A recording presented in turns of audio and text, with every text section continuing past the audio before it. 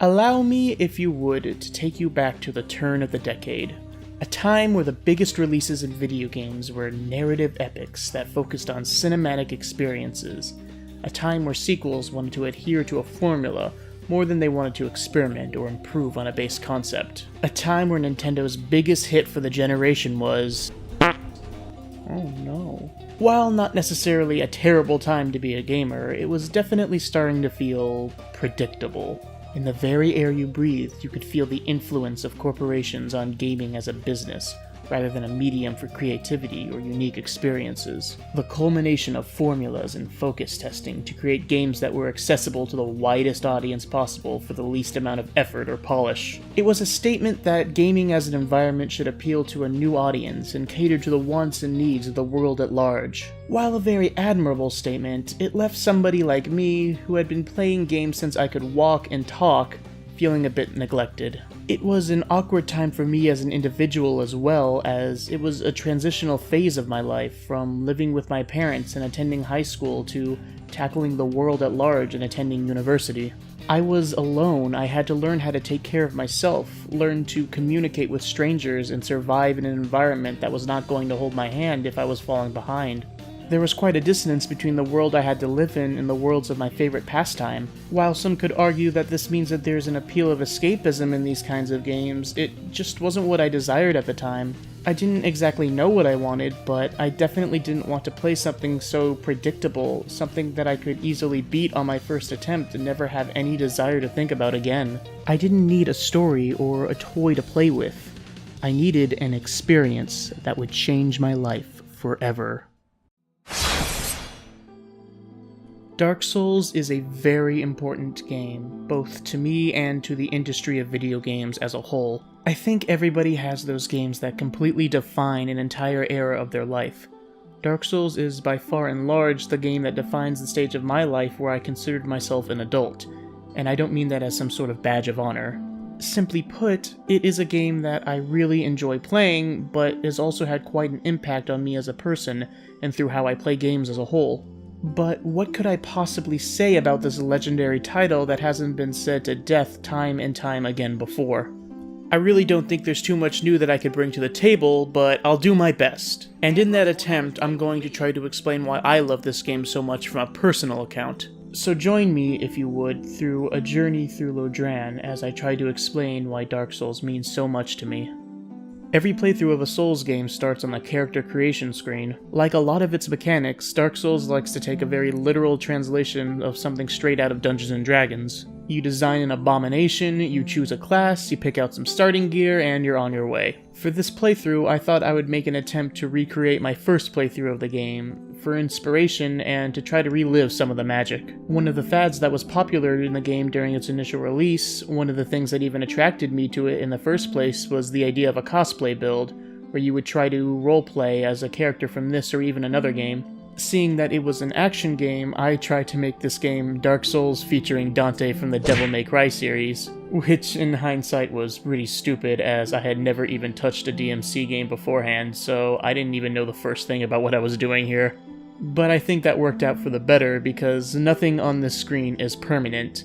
Classes in Dark Souls aren't a set role, everything you see here is only how you start your journey, but everything that comes after this is up to you. You can start out as a Pyromancer to get some magic early game, but your ending build could be a tank who would make Havel cry. After watching the intro cutscene, which is a bare-bones setup for the story and world this game takes place in, you find your character locked in a cell, as many great adventures start, though it looks like he's come down with a terrible case of beef jerky. Once you escape, you play through the phenomenal tutorial sequence of this game. It gives you every little thing you need to know, room to play around with it, and never overstates anything.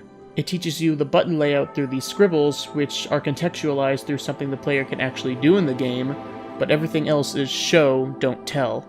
Almost everything in this game is given an in-world reason for how it operates and exists, from level ups to healing items to how your character is allowed to try again if you die, all without bringing too much attention to themselves as obvious explanations for a mechanic in a video game. You are an undead, just a regular Joe Schmo who fell down on their luck. Not some chosen hero destined to save the world. Everything you can do in the game is something that any of the other NPCs are capable of.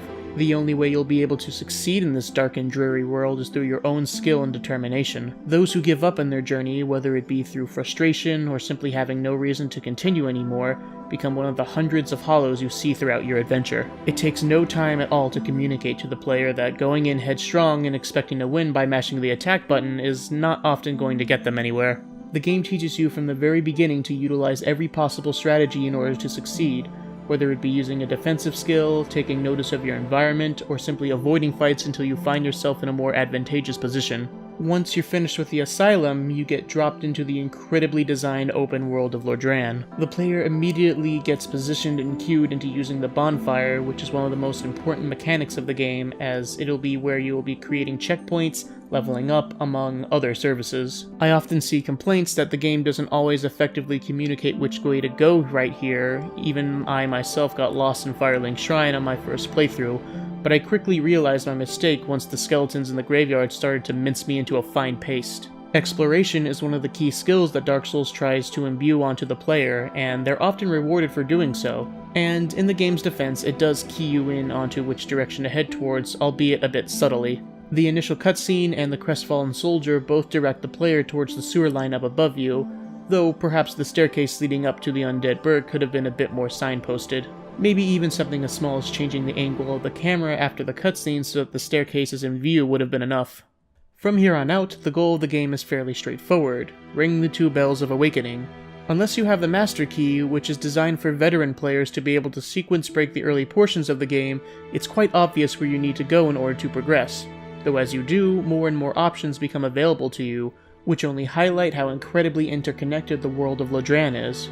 Open world is not quite the most accurate statement, as there's definitely a sequence of levels needed to be played in order to progress, though the individual sequence can vary.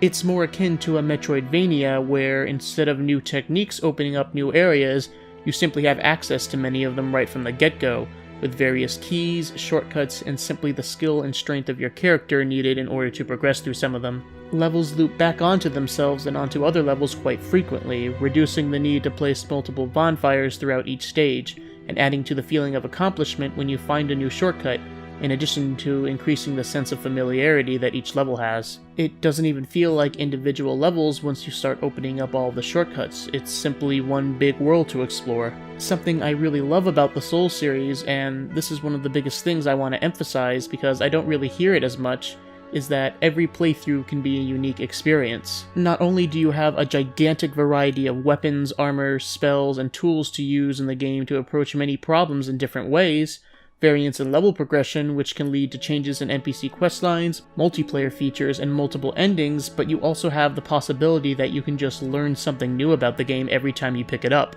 I swear I've made at least 50 different characters in this game, and each and every time I learned something that went completely under the radar for my entire life. It can be something as incredible as a new cutscene I never knew about, or as simple as a hidden treasure trove, a technique I never thought I could use on an enemy, or a new attack from a boss that I've never seen before.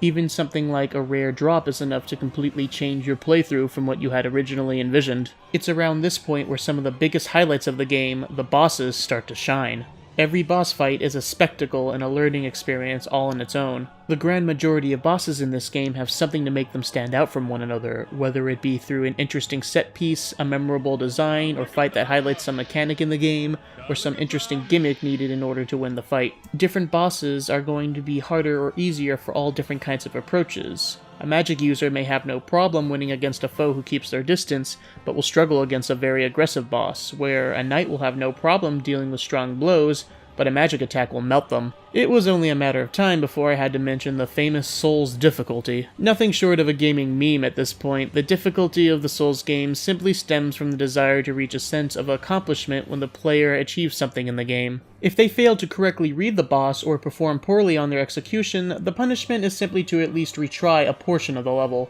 The player has every opportunity to amend their mistakes so long as they have the ability to reach that point again and regain their dropped souls. The idea is to never make the same mistake twice and get a little bit further each time. And once you finally reach that aha moment, it feels all the more rewarding. The important thing to note is that everything in the game is possible to do for every type of character. Only the difficulty changes. You can play through the entire game without leveling up once or even using a weapon at all and still succeed, but only if you have the skill to do so. The atmosphere is also something to admire. You may notice the lack of music, only hearing ambient noises, the clanging of armor, and the screams of insane hollows.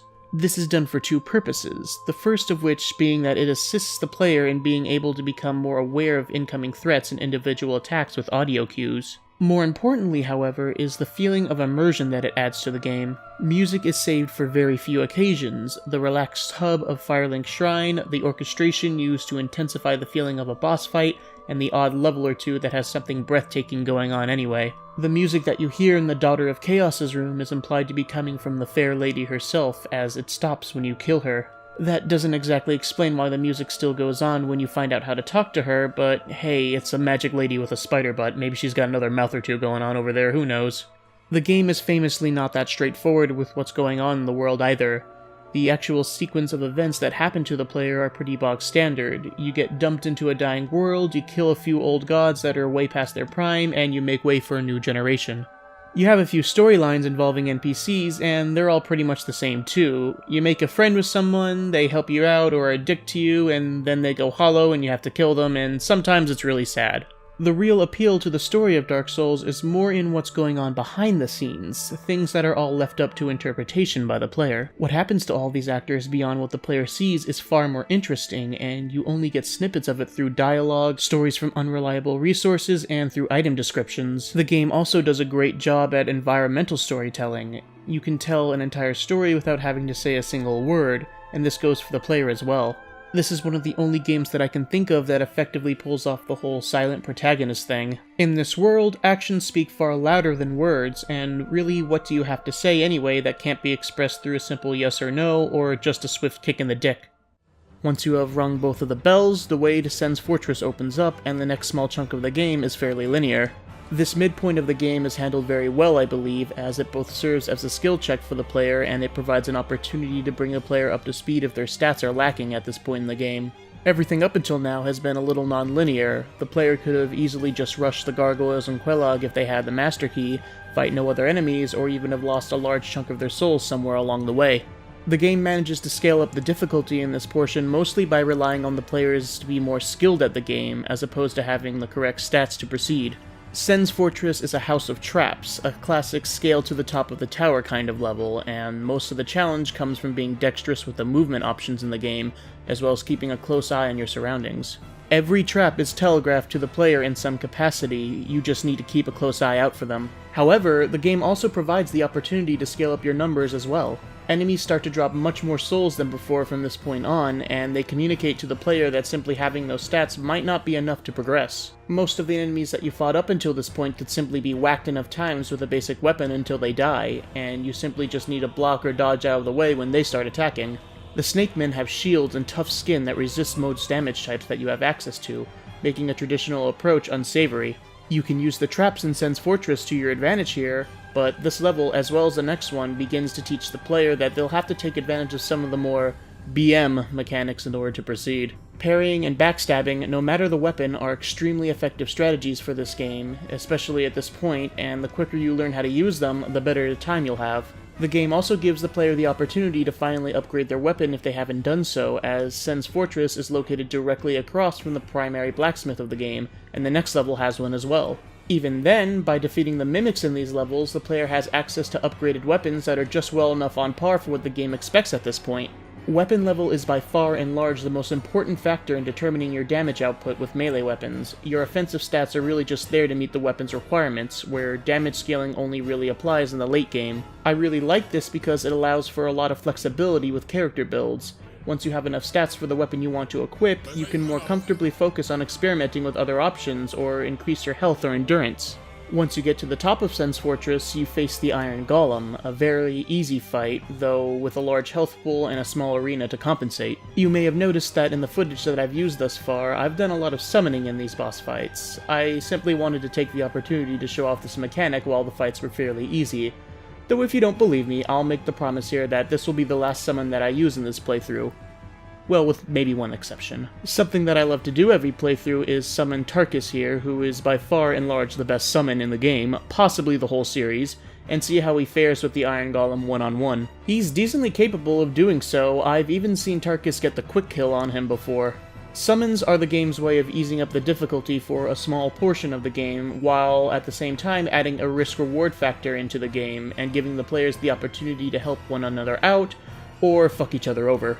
When you go human, you also open yourself up to the possibility of being invaded by another player. This is the only time when invasions are even possible, so I think it's a fairly balanced risk. I could go on all day about summons and invasions in these games, but that's a whole other topic entirely, so I think I'll save it for another time. The only thing I'll say is that the Souls series is quite possibly the first time this form of dynamic difficulty adjustment has been seen in a video game, at least in the form that it takes. Other games tend to just adjust health pools and damage output, which is a really boring way to make the game harder or easier. I like this because it encourages the idea that the players themselves are what's changing about the level of challenge, not anything that the game is doing to you. Anyway, it seems that Tarkus didn't quite come out on top this time, so I'll have to finish the job. Don't worry though, as I'll find a way to avenge his honor. Anor Londo is the next level. It serves as the midpoint and is quite possibly the peak of quality for the entire game. It not only starts off with some of the most stunning visuals of the entire game, but manages to be a perfect way to show the player how far they've come along their journey. One of the first enemies that the player encounters in this level is a gargoyle, one of the earlier bosses of this game, demoted to a common mook. Granted, the stats on this one have changed a little bit, and it's a one-on-one fight, but it makes a perfect example of showing off how strong the player has become, even if there's a little misdirection involved. The next sections have you walking across narrow passageways and dealing with enemies both ranged and in close quarters, a skill taught both in Blighttown and Sen's Fortress, taken to the next logical step. As frustrating as the Anor Londo archers can be to a first-time player, it shows just how overblown the difficulty of these games are, as there's a near perfectly consistent strategy for this segment.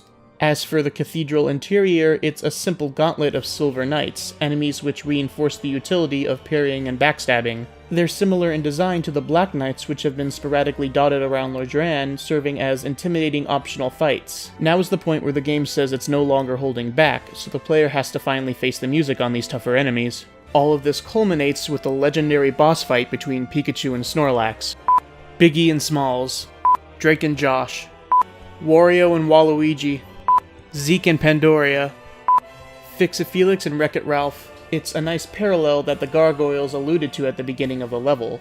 It starts off as a 2v1, with the player having to work under intense pressure in order to bait out attacks and find an opening. This can easily be the hardest part of the fight, but it doesn't necessarily become a cakewalk during the second phase. Once one of the pair are taken down, the other powers up and restores all of their health. While dealing with an enemy one-on-one is far less intense, the powered-up boss is much less forgiving with their attacks. They're harder to avoid and they hit for far more damage. It was almost as if this fight was intentionally designed to utilize summons, as Solaire appears at this level as an NPC to remind the player about the mechanic. He has barely enough health to survive only the first phase on average, and the 2v2 fight definitely makes for a more memorable moment, though, as you can see, it can clearly be done without using one. Once that ordeal is taken care of, you are given a nice reprieve and a generous reward for all of your hard work put in so far in the form of the Lord Vessel, which can finally allow you to warp between bonfires, as well as one of the most stunning views in the entire series. So vast, so beautiful. Halt, fellow undead warrior.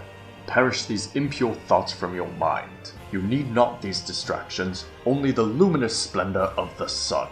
Of course, my friend! Thoughts be gone!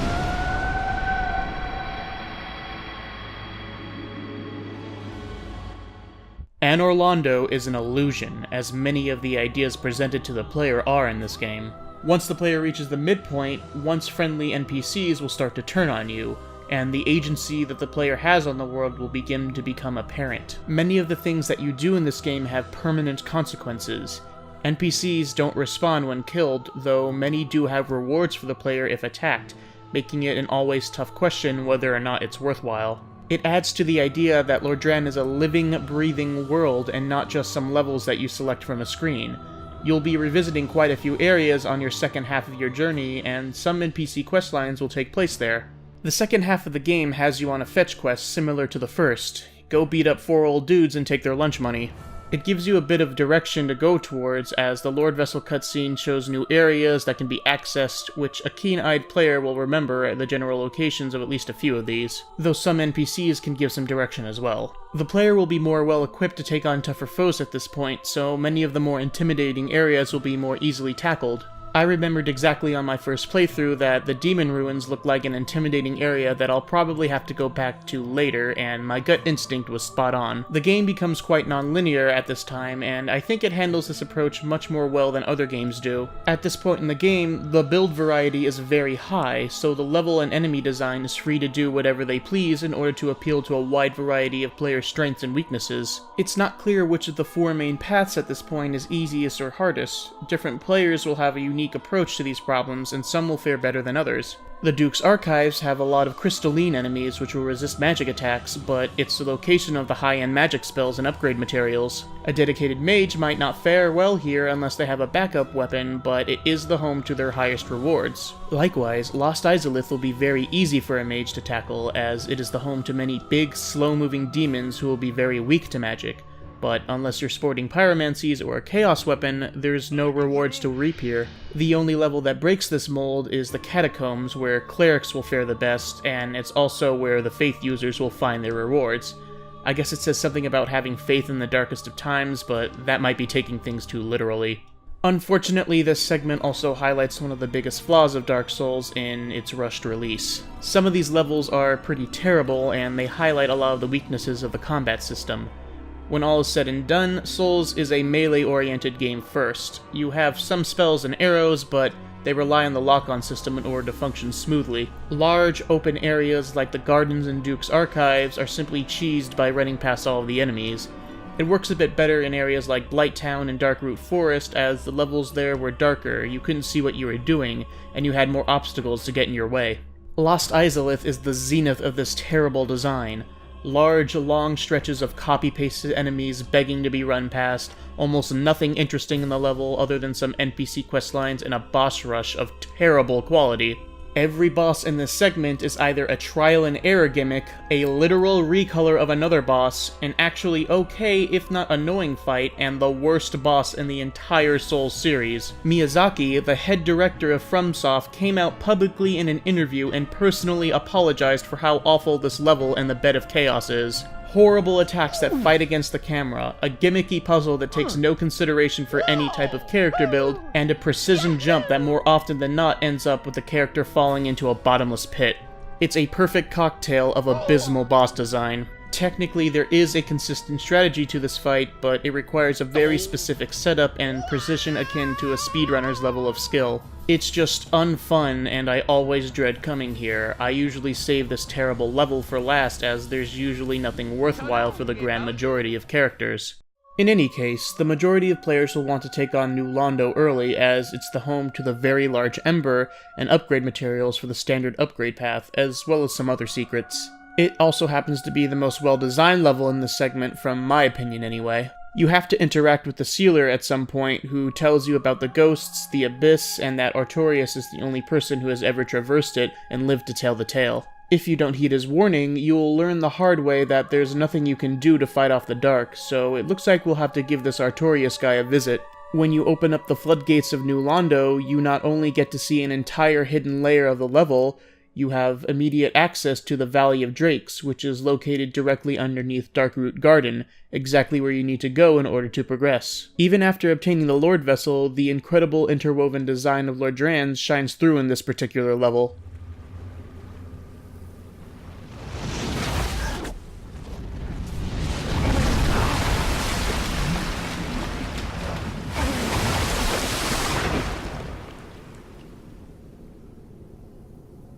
The land of Oolacile is one of my favorite pieces of content, and it takes no time at all to show off exactly what it has to offer with an intense boss fight featuring some impressively intelligent AI.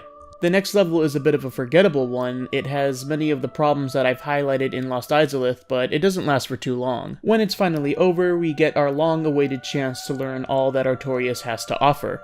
Hey yo, Artie Famalam, you wanna go help me take over the abyss?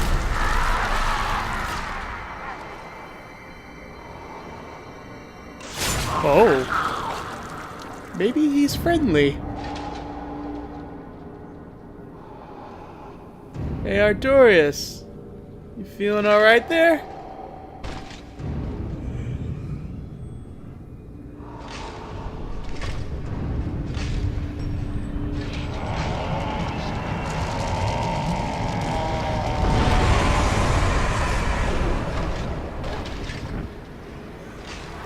I don't think he's friendly.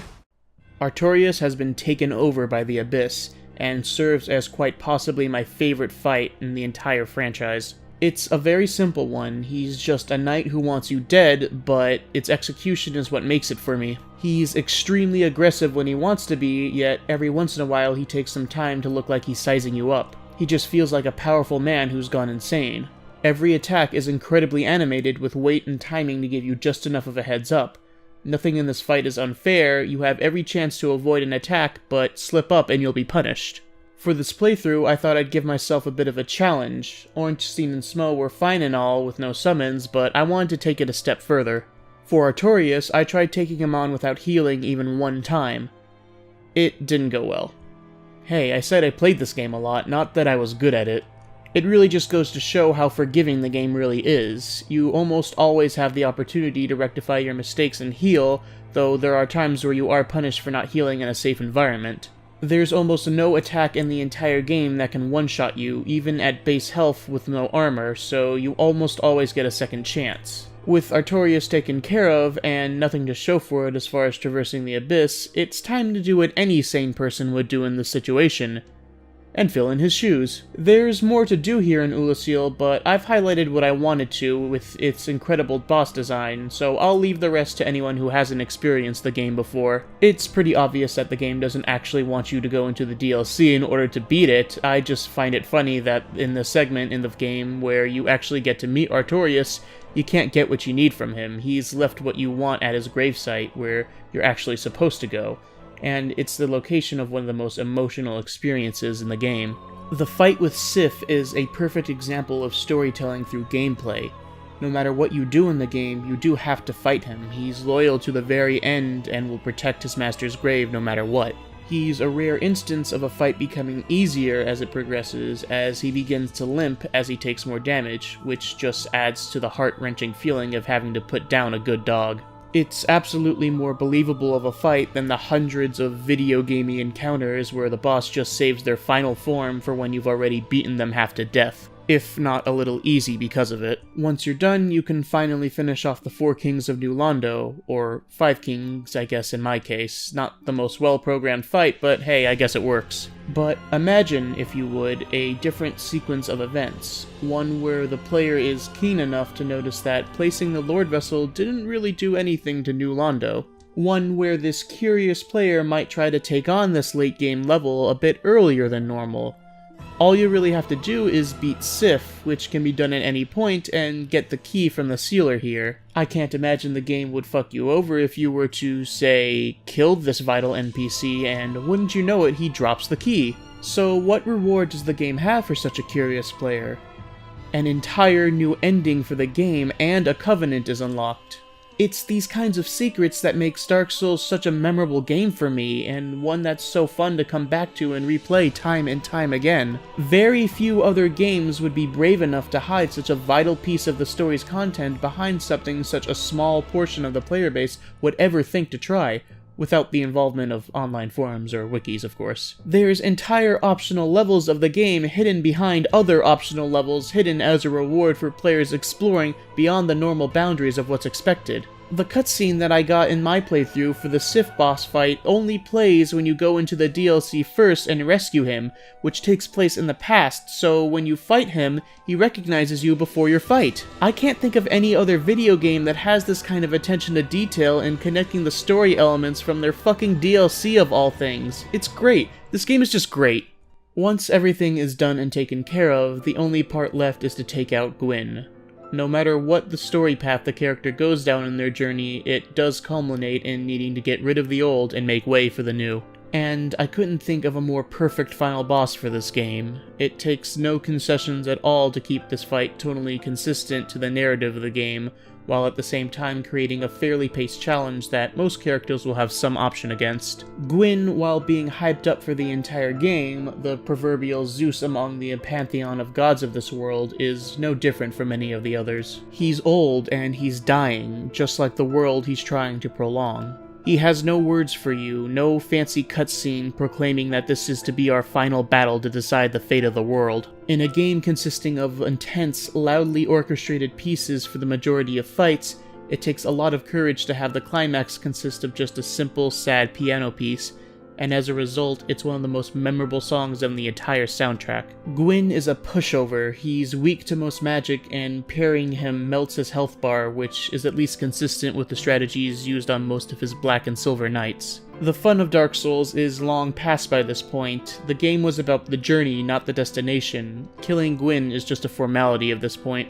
After the fight, the player either prolongs the Age of Fire or snuffs it out to create the Age of Man. Either way, it doesn't really matter. What happens after here is up to the interpretation of the player as their job is done. The game does drop you off immediately into New Game Plus, which could have done with at least a warning, as any unfinished business will be left behind. New Game Plus has its own share of surprises, but I'll leave that up to anyone who hasn't had a chance to experience it before. This video is long enough. I love Souls games so much, not only for the fantastic worlds that they take place in, or the action RPG gameplay, or the sights, or the sounds, but because it's always an experience in overcoming challenges. The difficulty of these games are often joked about, but not done so completely and accurately, but it's never done in an attempt to frustrate or overwhelm the player, though whether that is actually achieved is often up to interpretation. The Souls experience is that of learning from your mistakes, adapting, and improving yourself with a little bit of experimentation along the way. You have to go into these games with the mindset that you're more than likely not going to succeed the first time you see something in the game, and for a lot of people, that's understandably a big turnoff. Dark Souls is not a game designed to be enjoyed by literally everyone. It's not afraid to let the player to try to find their own path. It doesn't force you to play the game exactly the way it wants you to in order to progress, though it's also not shy to give you a gentle push in the right direction at times either.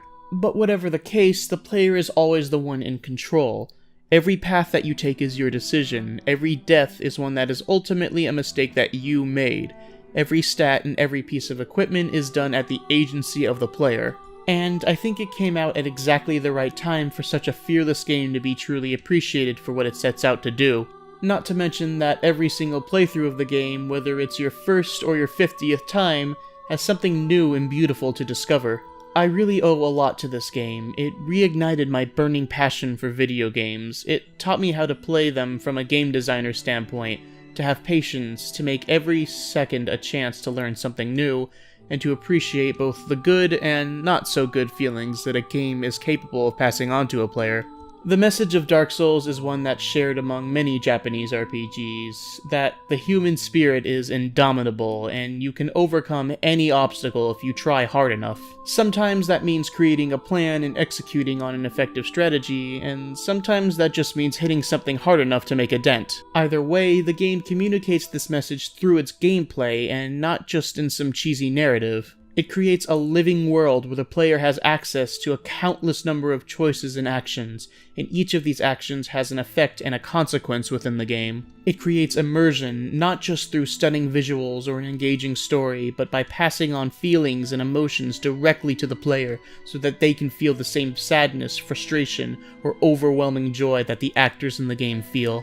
It's an adventure in every sense of the word, and it shows that even in the darkest of nights, there will always be a small light that will shine brighter and brighter as time goes on. And the sun will rise once again. Thank you very much for watching the video. I hope I was able to provide something unique about the game. If you want to see more stuff by me, please consider clicking the subscribe button. It would really help me grow as a channel, or leave a comment if you'd like to suggest something that you'd like to see me cover in the future. If you want to keep updated on my future projects, or just like seeing terrible shitposts, you can follow me on Twitter too. Thanks again everyone, and I'll see you in the next one.